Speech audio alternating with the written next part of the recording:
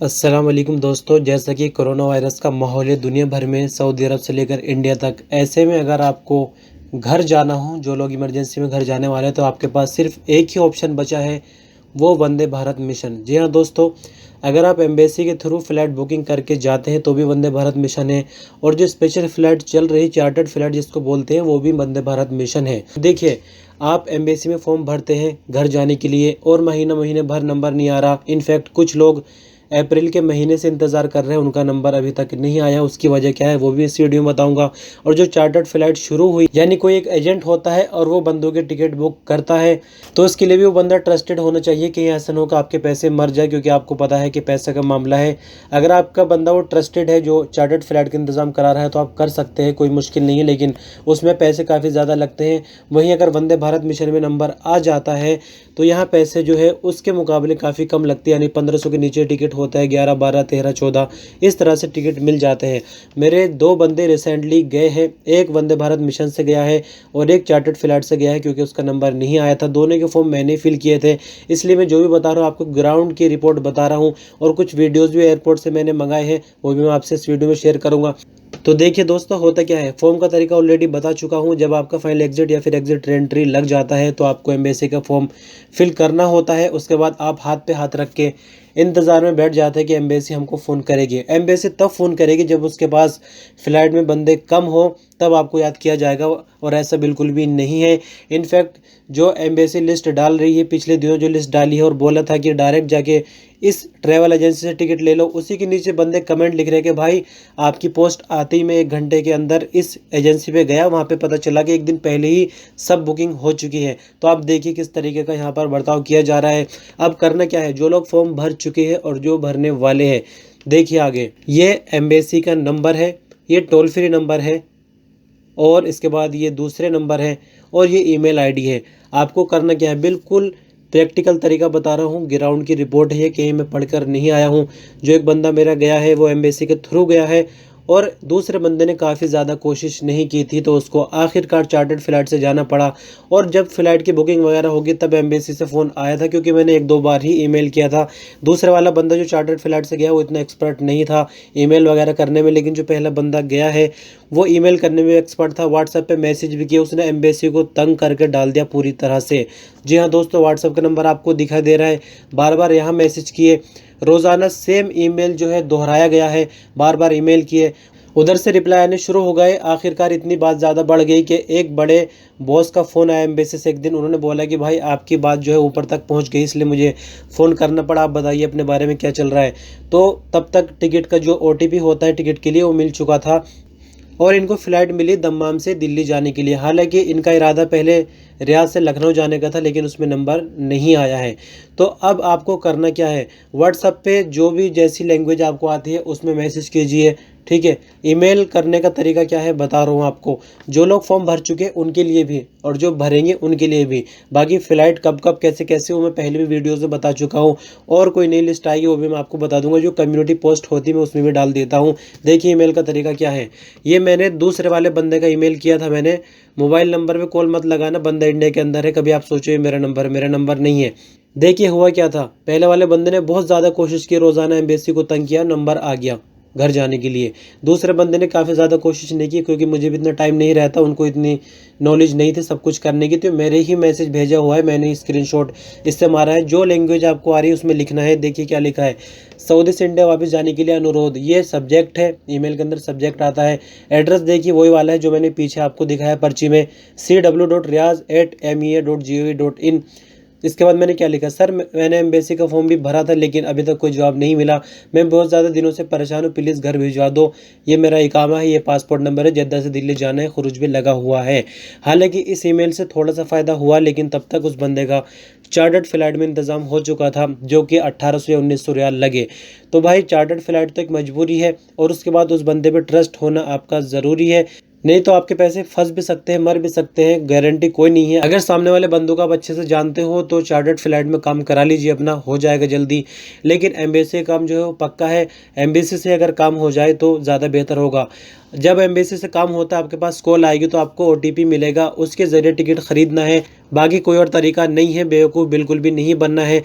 जो मेरा बंदा एम्बेसी के ज़रिए घर गया है उनका नाम फयाज़ भाई है। फयाज़ भाई को आप जानते होंगे, जो ग्रुप से मेरे जुड़े हुए हैं। तो जैसे ही मुमकिन होगा उनका एक इंटरव्यू कराऊंगा, वीडियो इंटरव्यू। सारे सवालों के जवाब वो खुद देंगे, लेकिन वो अभी घर में बिजी है, उनके घर में काम वगैरह काफ़ी चल रहा है। तो मैंने इनसे कुछ वीडियोज़ जो है शूट कराए थे फयाज़ भाई से, जो कि मैं आपको दिखाने जा रहा हूँ। आप देखिए, ये वीडियो एयरपोर्ट की है, जब ये एयरपोर्ट पे एंटर होती है। जुलाई के महीने में गए हैं, यानी जुलाई के आखिरी जो 10 दिन है उन 10 दिनों के बीच में ये गए हैं। तो अभी तारीख मुझे सही से याद नहीं, लेकिन आपकी नॉलेज के लिए थोड़ा सा मैं वीडियो दिखा रहा हूँ, आप देखिए।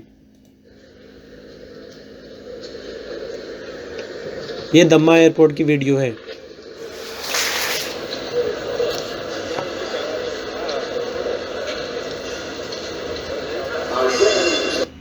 इसके बाद आपको दूसरी वीडियो दिखा रहे हैं, ये फ्लाइट के अंदर जब ये बैठ जाते हैं, ये उसकी वीडियो है।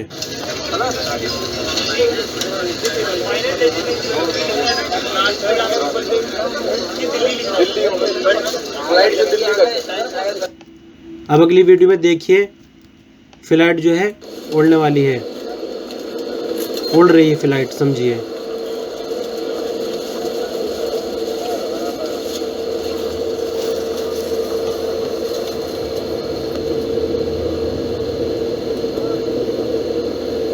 एयर इंडिया के लिए फ़्लाइट है, दिल्ली जा रही है दम्माम से।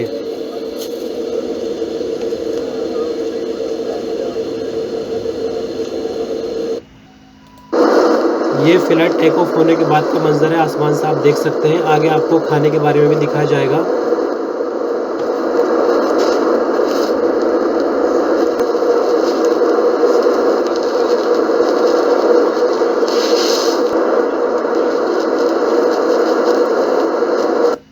इस वीडियो में आप देखेंगे कि खाना किस तरह का जहाज़ के अंदर मिल रहा है वंदे भारत मिशन के दौरान।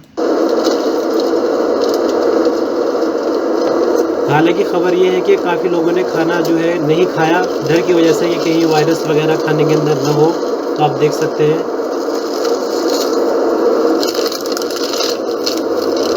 खाना हल्का फुल्का था, कोई बिल्कुल वाला खाना नहीं था जैसा अक्सर मिलता है। ये एक तरह का नाश्ता हम कह सकते हैं। इस वीडियो आप देखेंगे कि फ्लाइट दिल्ली में लैंड हो रही है।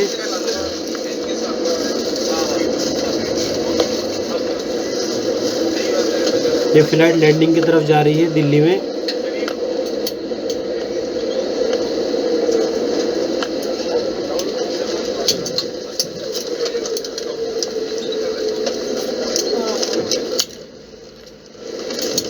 कृपया ध्यान दीजिए, दिल्ली के इंदिरा गांधी हवाई अड्डे टर्मिनल 3 के अंतर्देशीय आगमन में आप सभी का स्वागत है। आपकी जानकारी के लिए इस समय बाहर का तापमान 23 अंश सेल्सियस है। सीट बेल्ट संकेत बंद किए जाने तक कृपया सीट पर ही बैठे रहें और ऊपर लगे सामान कक्ष न खोलें। अब आप चाहें तो मोबाइल फोन का प्रयोग कर सकते हैं। बिजनेस क्लास के यात्रियों को कृपया उतरने में प्राथमिकता दें। जिन यात्रियों ने व्हील चेयर की बुकिंग की है वे सीट पर ही बैठे रहें। अन्य सभी यात्रियों के विमान से उतर जाने के बाद आपकी सहायता की। तो ये फ्लाइट जो है बिल्कुल रुकने ही वाली है। अब मैं आपको एयरपोर्ट का माहौल थोड़ा सा दिखा दूं, दिल्ली में क्या चल रहा है फ्लाइट पहुंचने के बाद। ये बैगेज सेक्शन है, लोग अपने अपने बैगेज ढूंढ रहे हैं, आप देख सकते हैं।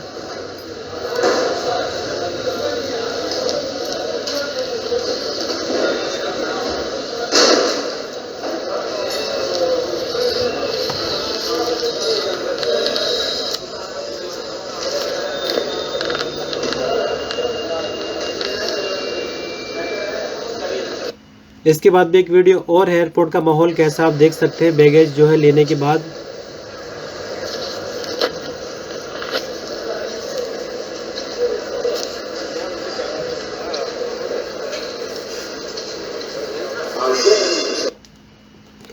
तो ये आखिरी वीडियो थी। अब मैं आपको बता दूं, जैसे कि दोस्तों फिर से रिपीट कर दूं और फिर आपको क्वारंटाइन का मसला भी बताऊंगा।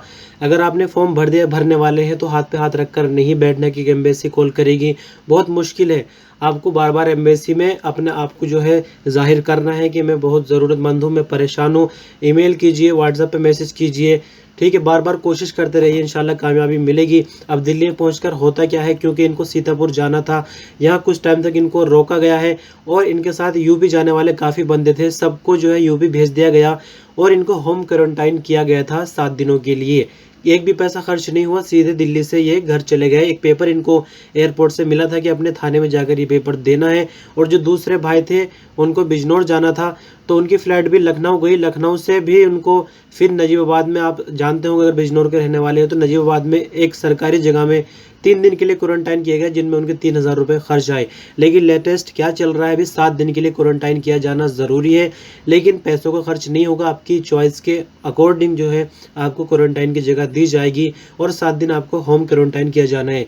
यानी जो भी खर्च है आपका बस फ्लाइट तक ही है, उसके बाद खर्च ना होने के चांसेस है। यानी पहले जो है ज़बरदस्ती क्वारंटाइन किया जा रहा था, पिछले अगर 2 महीनों की बात करें, और अच्छे होटल में रखा जा रहा था, लेकिन अब ऐसा बिल्कुल भी नहीं है। तो जानकारी जो है पूरी हो गई जो मैं आपसे शेयर करना चाहता था। फिर भी आप कोई सवाल करना चाहते हो तो कमेंट बॉक्स में आ जाइए। अगर कोई चीज़ अभी भी समझ में ना आई, वीडियो पसंद है तो लाइक कर सकते हैं, चैनल पर नहीं तो सब्सक्राइब कर सकते हैं। और आप आखिर तक बने इस वीडियो पर, आपने अपना कीमती टाइम दिया इसके लिए शुक्रिया। अल्लाह हाफिज़।